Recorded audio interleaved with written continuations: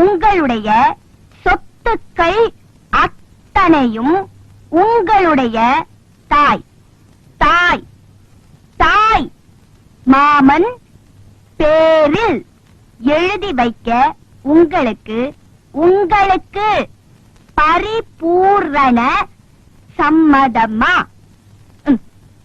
4000 ரூபா நான் உனக்கு தர்றேன்.